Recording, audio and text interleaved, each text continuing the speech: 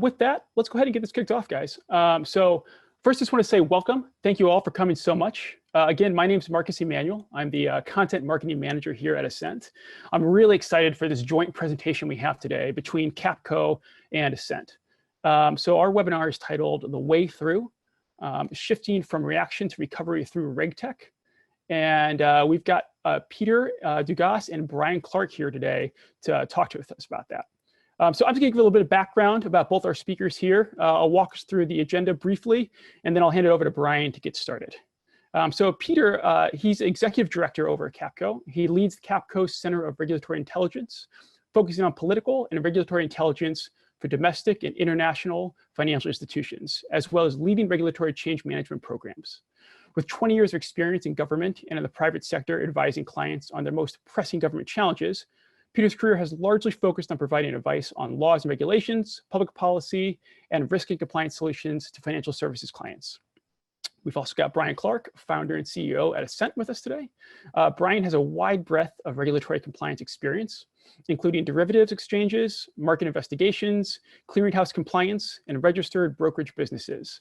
He earned an undergraduate degree in economics from the University of Illinois, a Juris Doctor degree from DePaul University, and an MBA from the University of Chicago's Booth School of Business. He's a former Chief Compliance Officer and General Counsel and is passionate about entrepreneurship.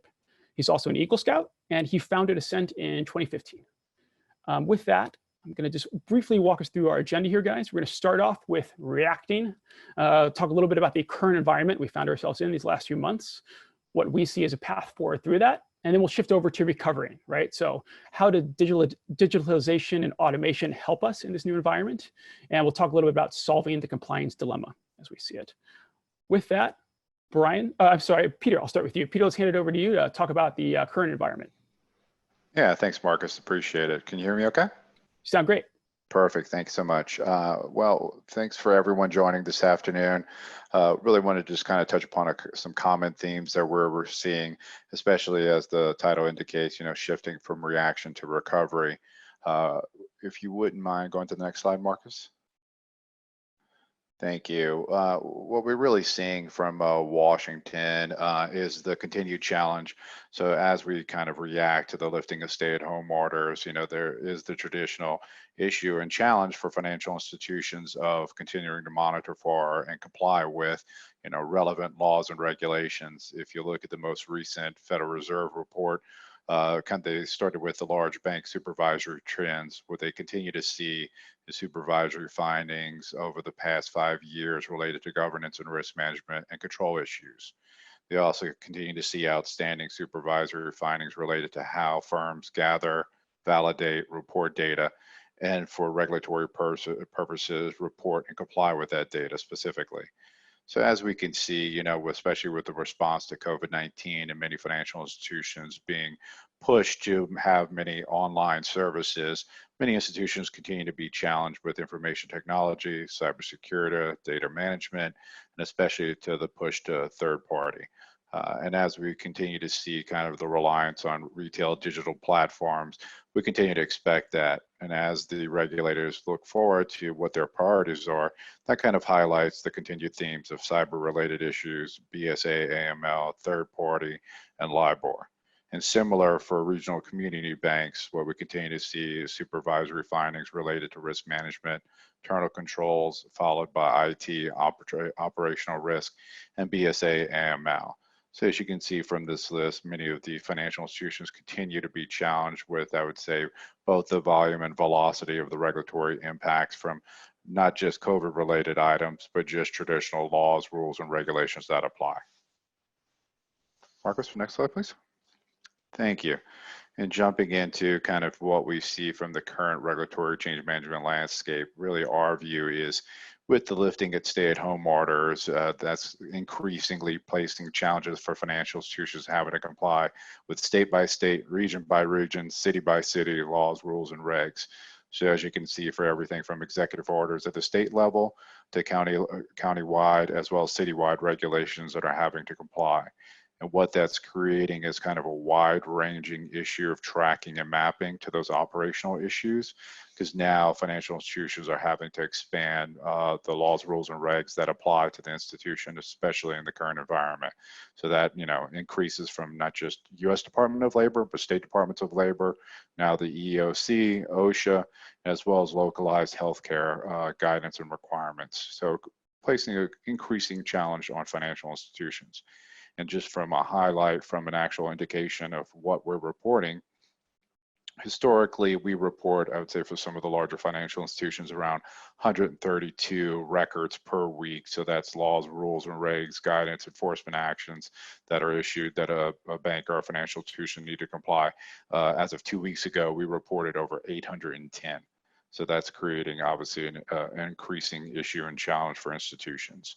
And then what we've seen from the landscape as well is, movement from the beginning of the Trump administration, where now state governments have started to step in and aggressively pass new laws and regulations. You can see that with the CCPA in California. Then you'll also see states like California and New York pass their own CFPBs. And what's that created is, continued challenges, especially for institutions who rely upon manual processes. So these are manual, high volume surveillance, collection, reporting activities. So historically, what we see from a manual process is anywhere from 2 to 60 people in an institution spending anywhere from 40 to 80 hours per week, just identifying, capturing, and reporting, I would say, laws, rules, and regs that would apply to that institution. And what that creates is really an inconsistent impact analysis. So the downstream business decisions and impact analysis are definitely suboptimal, just because there's late identification of something that may be applicable to the institution, as well as a challenge when it comes to things like third party. So good examples are, emerging healthcare laws that include requirements for testing, privacy at the localized level, where maybe an institution is going to have a camera, a thermal camera related to trying to take the temperature of an individual walking to a branch. You can also look at things like technology, emerging laws and rules for drones, and how an institution needs to determine whether there is or not an impact to the institution itself.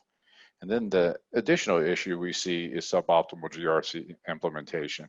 I'd say the good news for Ascent and Capco, and the way we approach this, I think, is a much more valid way to do it, which in my opinion is a much more streamlined, efficient, and simple process. Many times what we see is the GRC platforms being, an increasing challenge because the complexity of the technology and how it needs to be implemented. And what we also see is Capco and Ascent also align with people and technology in making sure that there's efficiency, effectiveness in the way we deploy that information throughout the firm. And Brian, I think you had a good point of that on this particular slide regarding, coupling the domain expertise with emerging technology, which I think definitely that's also Capco's point of view in these circumstances. Yeah, absolutely. And just to echo that, in this environment, how do we mitigate that regulatory and compliance risk? As you just mentioned, the numbers are increasing. A lot of folks are being asked to do more with less. We see that on a continual basis. And in this current budgetary environment, the question is how. And ultimately, Peter, to your point, the key is coupling domain expertise with emerging technology, putting humans and machines together. And that is going to allow the efficiency that folks need to comply with these new rules, comply with regulatory change. Next slide, Marcus. So it's important to note this isn't an either or. Oftentimes it's pitted as one versus the other.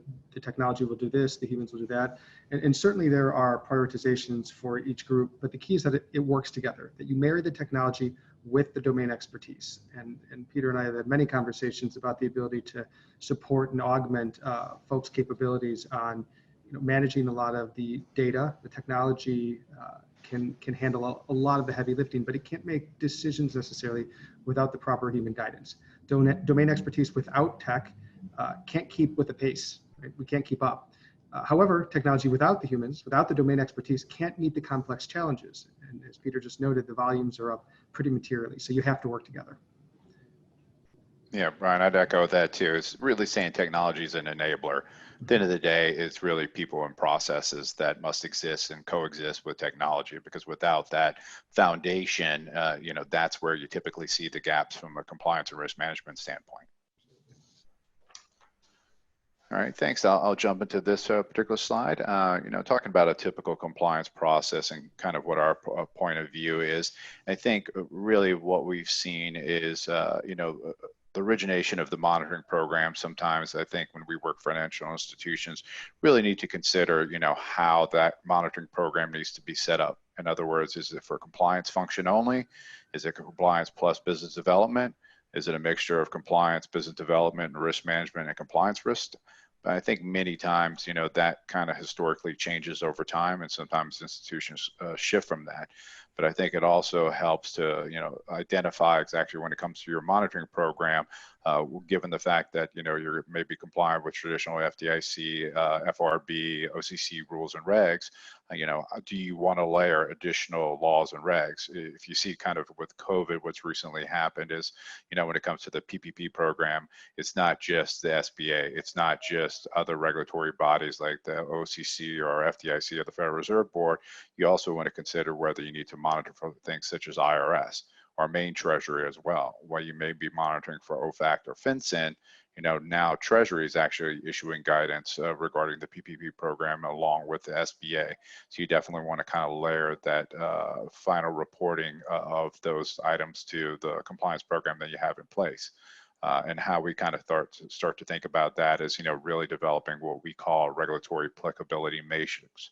That includes everything from like the issuing authority, the issuance type, the structure of the plain language summary. You want to have the effective date, you want to have a URL, really having identified really from the geographies, the products and services, the asset size, to be able to really build out a strong regulatory applicability matrix. Then from that, you really move to identify. One of the things Ascent and I have talked about is the approach when you map to regulations, or do you map to processes, business lines? Do you map to products and services? And then also making sure that there's consistency with the way you identify. So if you are going to map it to the regulations, how do you identify what the appropriate regulatory bodies are? How you identify and capture the appropriate regulation? Let's say, for example, Reg CC, is it implemented in the title? Is it implemented in the rule? And how you appropriately map to that. I would say for the next stage, when you looks to analyzing, one of the things, and I think Ascent and I have had similar experiences on, is that some institutions will say they want a library of all laws and regulations that would potentially apply. But Ascent has a very streamlined approach wherein they're able to actually go into an institution and use a very tailored program to really identify how you can quickly analyze what laws and regs would potentially apply. And I think that's important because that brings consistency and expectations, because a lot of times when it comes to analyzing those, do you really want to go deep in those analysis? Do you want to have the business line determine the impact? Is it the general counsel? Is it compliance? Is it a partnership between all three? And that's really important to really understand what the impact is. And then from that, understanding what the obligations are and how do you pull and extract that language in a very efficient and effective way. And then of course, how do you manage it all? And to me, many times should be a very simple, streamlined, centralized process that's set up and established in order to ensure that you have the appropriate policies and procedures, your controls, and you manage those obligations effectively. And then of course, it always comes down to execution and ensuring accountability, having evidence that that information is captured. There's a determination whether there is or is not an impact. And then of course, how do you report that internally? And that's different reports maybe for senior management versus the board. And then also, how do you monitor for compliance? Good example is when you look at some of the examples of enforcement actions when it came to FX. Many of the times it wasn't for the fact that the firm didn't know what rules apply, but just in certain circumstances, employees went rogue and did not comply with the expectations of the firm. Next slide. Great. Just kind of highlighting again is, really firms spend hundreds of hours trying to identifying, monitoring, and analyzing, what potentially would affect them. But at the end of the day, even with technology, and Brian, I would like your thoughts on that is, when it comes to, us being able to help you automate that process, at the end of the day, the firm never gets rid of the requirement for an impact analysis. And financial institutions will always must determine whether there is or not an impact, because even as technology may help them to streamline and gain efficiencies, at the end of this day, the firm owns the risk, and that is always the most important indication of how you're complying with that rule or regulation. Yeah, Peter, to that point, I completely agree. It can, do a bunch of the heavy lifting, and the automation can take care of generating that information set, that data set, but it has to be fully informed in a handshake with the people who understand it every day to appropriately analyze that risk. So, we certainly can automate a lot of that heavy lifting, but it has to be done in concert. Yes, correct. Marcus, next one.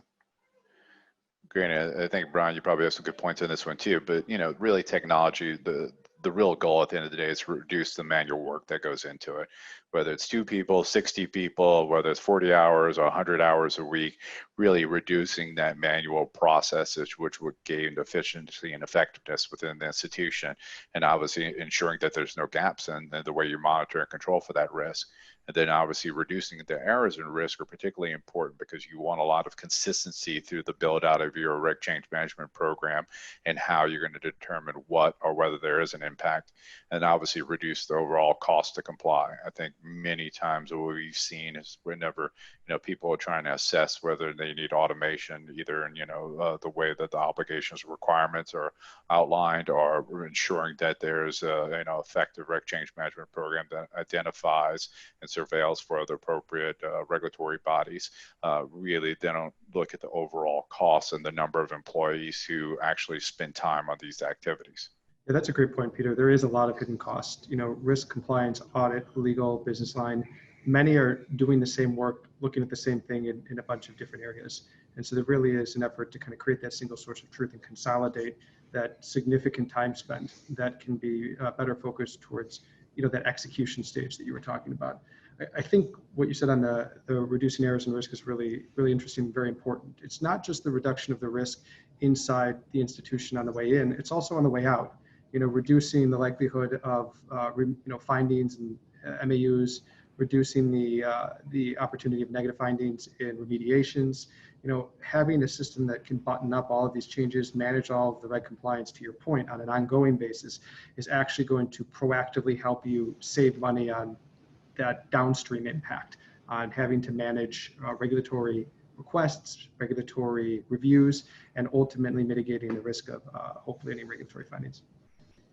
Yeah, Brian, that's a good point. When we have conversations, when records are being reported, it's always been interesting to me, as institutions, have a new product, a new service, new business line, how they're able to, shift and refocus sometimes on earlier items that maybe were out of scope or not relevant, but later on, because of a different point of view by someone in the business line, or maybe, there was an enforcement action, creates the ability for firms to be able to use an automated, data feed, or, someone like Ascent to be able to say, okay, well, is this consistent with our approach today versus how it was maybe a year or 2 years ago? Absolutely. I think we're going to jump in here to some of the details, right? Yep. Great. So I'll just cover the monitoring part and turn it over to Brian for the rest of the discussion. But I think for the challenges side, what we've seen is, for the increased need for typically for automation around regulatory surveillance is, for us, we're monitoring over 2,000 URLs. So if you look for an example of a CFPB, you're not just looking at the Consumer Financial Protection Bureau, you're looking at the speeches, you're looking at the regulations, you're looking at enforcement actions. So you're probably looking at 6 URLs just on the CFPB's website, just to ensure that the capture process is accurate and consistent and up to date. So then if you start even moving further down into other regulatory bodies, we monitor for around 600 regulators at the federal, state, and international levels. And, again, we're looking at over 2,000 URLs just to keep, a weekly report to an institution that needs to conform with those requirements. But all of you on the webinar, I'm sure, are already looking at your geographies, your products and services. But I would say some of the unique challenges is that we've seen is around third-party risk management. So that could be everything from your information technology, and that could be them using a certain information technology from AI machine learning, or it could be social media, advertising, really locations of where your servers are. And then really another good example is what we've seen a lot recently is a lot of financial institutions we work with maybe outsource their third-party functions for wealth management. So it's really incumbent on the institution to determine for their monitoring program is that, okay, whether their third party owns the compliance obligations or requirements to conform with the SEC and FINRA rules, does the financial institution also want to monitor for those changes so they can also question and have a program in place that can actually kind of test the compliance program for the third parties. Next to monitor. I think, for, how technology can help from the aggregation, especially for a comprehensive view on the regulatory landscape, a lot of times technology, what it really is able to do is eliminate the noise. So in other words, even with those 2,000 URLs or 600 plus regulatory bodies, it's an important way for you to be able to scale up or down, as I pointed to, as you introduce new products or services, you go into new states or localities, you're able to kind of eliminate the noise or scale up or scale down depending on what your needs are. And also, as we kind of talked about, and it eliminates a lot of the inconsistent reporting that many institutions face. And they also eliminate duplicate records. So if you have multiple people within the institution, surveilling, multiple regulatory bodies, ensuring that, there's those records and that there's no duplication. But then obviously the biggest concern is always for us is those misses. Just always making sure there's consistency in the process and centralization of reporting, so you're also able to ensure that there's no misses in the process. And then also ensuring that some technology that you're going to be able to enable provides it in multiple reporting structures. Many of our clients like to see it in PDF still, Excel, but they also many times also want to see it in API call. But at the end of the day, really, for the most important aspect of this with technology, it really can have an evidence for examiners as they look to see whether an institution has captured and assured compliance with a certain law, rule, reg that has emerged. And then the last thing to consider is the automation tool is really about, again, talking about being overloaded. And it's really trying to surface what's relevant and truly trying to eliminate the noise. As you kind of see from, the challenges to how tech can help to things to consider, it's really about trying to eliminate that noise. So really from a foundational perspective, you can ensure that you identify what's applicable and what is not. I think from the consideration standpoint, what we've seen an important consideration, whether you use, Capco for surveillance and reporting or Ascent, is really having a foundational standpoint and an effective compliance management system or EM framework in place. So many GRCs, sell the vision, and automation, but at the end of the day, really you need to have that foundational framework to ensure compliance. And then also making sure that you have something that, again, is scalable. So you have something maybe such as a control document that can help to identify quickly and effectively for your examiners, what you're monitoring for, why you're monitoring for that. And then it also helps to further streamline and effectively address a regulatory applicability matrix that is enabled to help to develop for products and services or technology.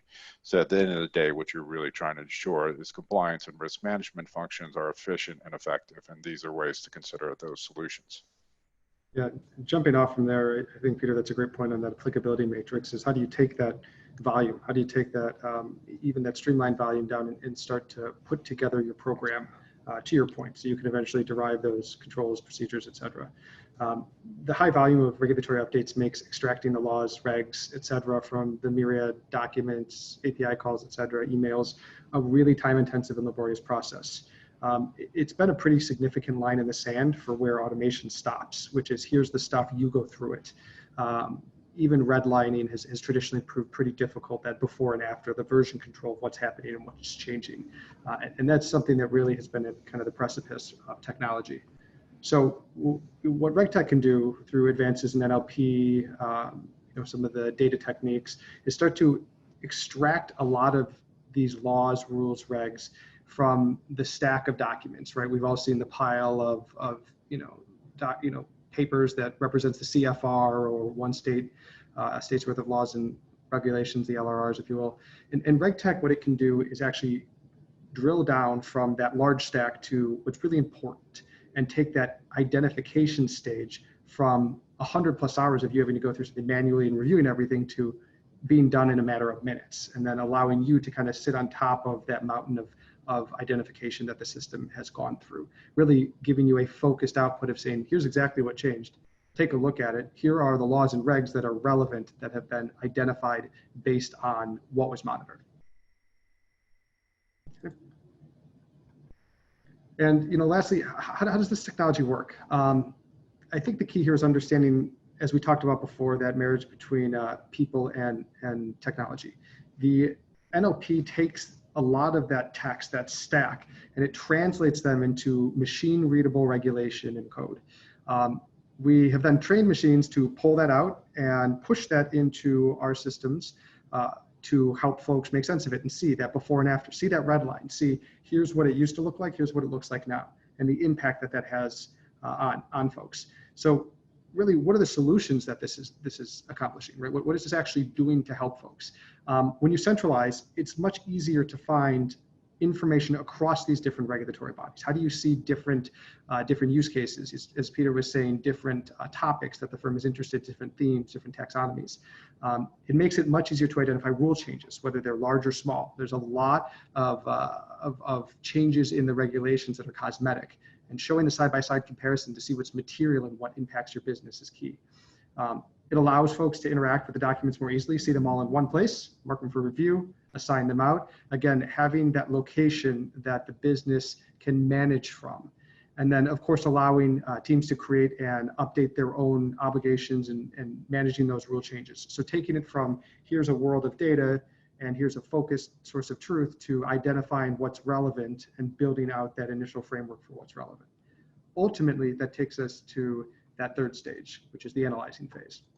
And that's taking all of those relevant laws, rules, and regs and determining which ones and how they apply to your business based on your business structure. How do I map the world of regulation into what I have to do?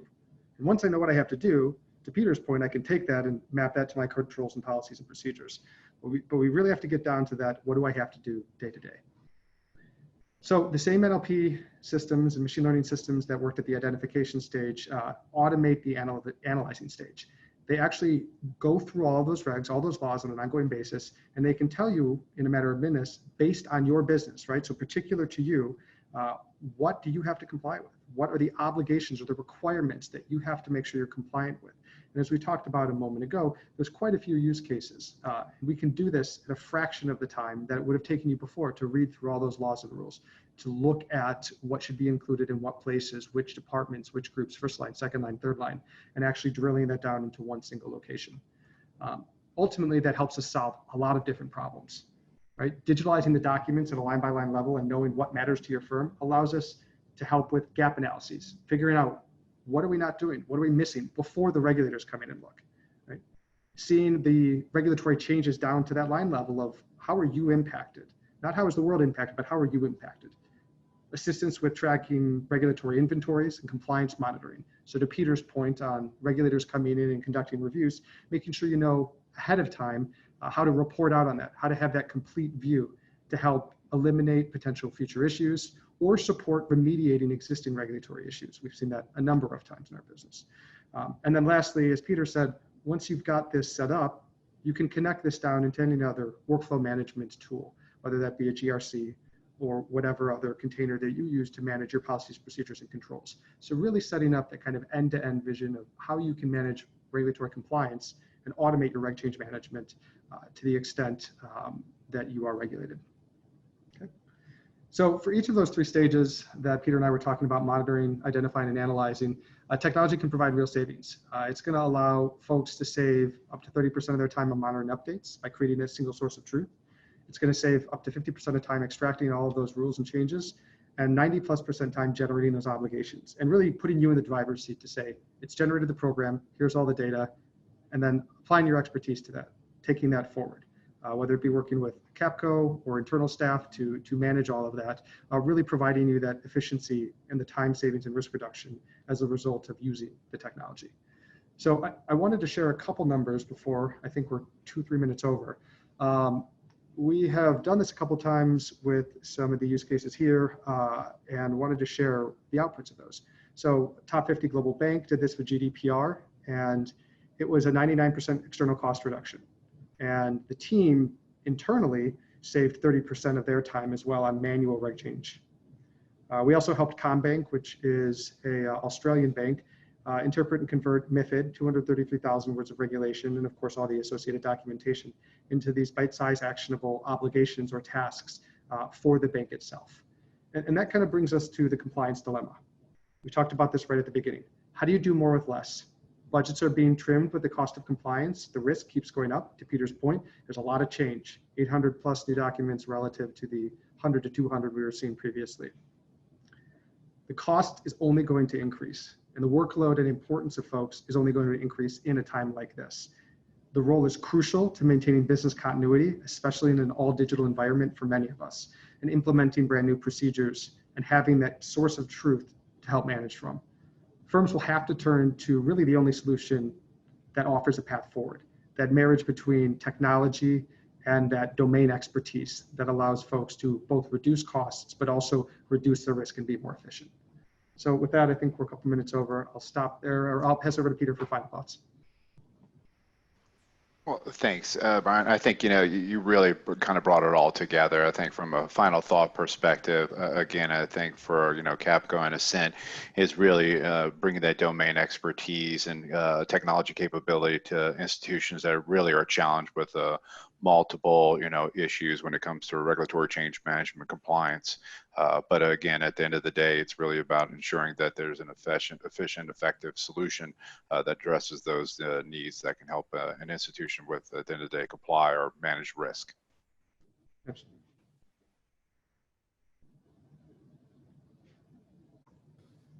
Great. Any other points you want to make on this one, Peter? Otherwise, we can jump into I think we can jump into Q&A. Okay, great.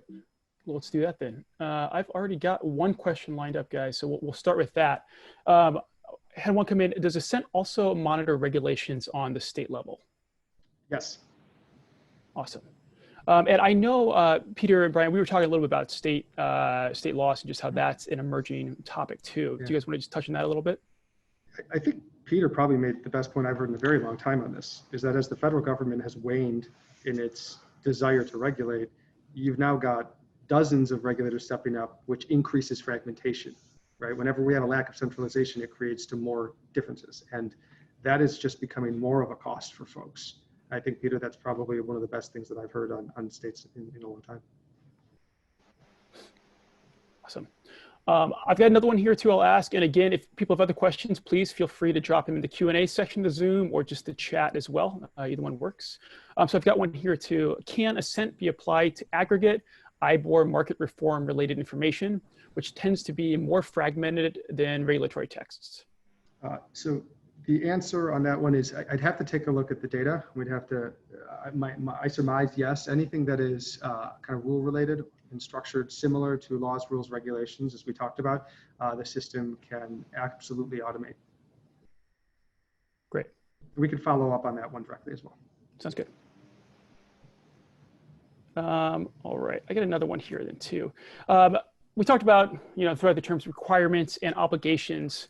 Can we sort of break down the difference between those terms? And then for Ascent, how Ascent helps a firm identify those? Sure. So I guess it's a term of art and science, I would say. Different people call different things different words. And so we've heard requirements, we've heard obligations, but the key thing is it's that unique regulatory language, that text that obligates you, creates an affirmative duty on your firm to either do something not do something on a periodic basis, right? It's that legal obligation. And then Marcus, the second part of that question was? Yeah, how Ascent helps determine those. So we have a proprietary set of algorithms that will actually analyze all the regulations for you to do that, but will provide you that to review those outputs to say, here are the targeted obligations. So we'll generate those obligations for you, that list. We'll streamline them based on what you do, your products, your services, and whenever you change, the system will update, and it will then provide you those in an output format or in the system where you can manage it in the system or send them to a GRC. And that probably dovetails into the next question about high-level reporting or regulatory summaries, which is part of the output of the system. We do have complete summaries and audit trail of every single obligations that's been mapped and assigned to the firm. Great. I've got one from Zane here too in the chat. Thank you, Zane. What is your view on global adoption of RCM across different regions? Peter, do you want to jump in on that? Yeah, sure. I would say, it's really been interesting, I think, in my experience working with institutions from 500 million in assets to some of the largest banks in the world. There's really not been a consistency when it comes to reg change management. Many firms, sometimes even the smaller firms, do it better because they have a much more simple and effective process. And then sometimes many firms and circumstances bring a lot of too much complexity into their reg change management process. I think at the end of the day, the big challenge we've seen in firms of all sizes is whether they really kind of bring in a total universe of laws, rules, and regs, and I would say issuing authorities and issuance types that they need to comply. And the big challenge been there is this managing that type of volume and whether they have an appropriate process and staffing structure to be able to really manage that effectively at the end of the day. Awesome. And then, Zane, I'm not sure if the second part of the question ever you got. What are the key types of risks, financial or non-financials, do you find RCM to be more effective? So I guess I'll answer that real quick. I think from a risk management standpoint, the interesting part is really how you define risk within an institution and ensuring that it's consistent throughout the institution when it comes to reg change management. What we've seen a lot of times is, some firms have an enterprise risk management program, some have risk framed out within compliance and risk management framework at a much different level. And so I'd say the most important part is really the consistency of the definition of risk, how they manage for that, and how they control for that. I'd say the biggest issue we've seen is that there is no consistency in an institution. So whether it's compliance risk itself or strategic risk or operational risk, it's really about the consistency and ensuring that there is a consistent framework and definition of that framework within the institution. Got it. I've got a couple more in the chat, but before I jump to that, another one came in here through the Q&A. Does Ascent offer any high-level reporting or regulatory summaries for board members? That was yes. I think I parlayed into that one. The answer to that is yes. Sorry, that's right. Thank you, Brian. So one more in the chat here too. Is the approach suitable for highly quantitative prudential regulation, such as Basel III? Different type of approaches we were talking about before. Yeah, absolutely. We've actually done complete build out of the CRR, obviously an implementation of Basel III out in Europe and equivalents here in the US. So to answer the question again is yes. Great. And then back to the chat. Tony, thanks for your questions here. First one's about how do we monetize the value that you've created for each of your client banks? Yeah. Well, I think ultimately, that's working with our clients to make sure that we're providing solutions to the problems they have, right? The volume, the complexity, the risk, and making sure that we're demonstrating that at every stage, right? We want to make sure that we're here to help and solve your problems. So ultimately, each bank is different, each financial institution, each FI is different, and working within your setup and your structure to prove that value. Happy to take that one offline and have a conversation. We have indeed, to answer your second part of your question, we have worked with the FCA. The key here is that the technology can be applied, across really all over the world. We've worked with a number of different regulators on the regulations, the digitalization, and the obligations. And so we can support financial institutions that, not just are in the US, but really located regionally or globally. I think from the Capco perspective, it's interesting because our data feed is customized to each institution. If they haven't already kind of quantified the cost savings, I think through the process of customizing it to that specific institution, you're able to quickly see how many parties and individuals throughout the firm are involved in the process and how much time they spend. So you're better able to really refocus those time and efforts to really optimize the end-to-end solution that is a data feed. Awesome. I've got one for you guys. Can you just talk a little bit about what kind of changes you expect to see in the regulatory environment with people adapting to this new work environment they're in, handling the coronavirus pandemic, all that sort of thing? Yeah, real quick, I'll say we just issued actually a white paper today. Unfortunately, it's going to be a significant impact to institutions for the foreseeable future. I'd say over the next several months, they'll have to respond to, again, state by state, county by county, city by city, lifting and requirements specific to those and how they need to comply. But then in addition to that, we also have to think about there's going to be an election in November. So on the tail end of this, as we move through the lifting of the stay-at-home orders, we're also going to have to consider, how if President Trump is not reelected, what that regulatory landscape is going to look like. And it'll be a huge shift from where we are today. So that we know. What we don't know is obviously the outcome of the election. So institutions will need to kind of monitor for what the Vice President Biden's policy positions are and then start to anticipate, how they'll respond. Yeah, and I think I'll kind of answer from a technology standpoint. I think as we all move quickly into this new world, I think that digitalization and systems of record are going to be more important than ever as we kind of eliminate paperwork in favor of digital sources of truth. How do we use that to be more efficient and make less work, not more work, right? I think are going to be really key to moving forward. Awesome. I got another good one from Zane here too.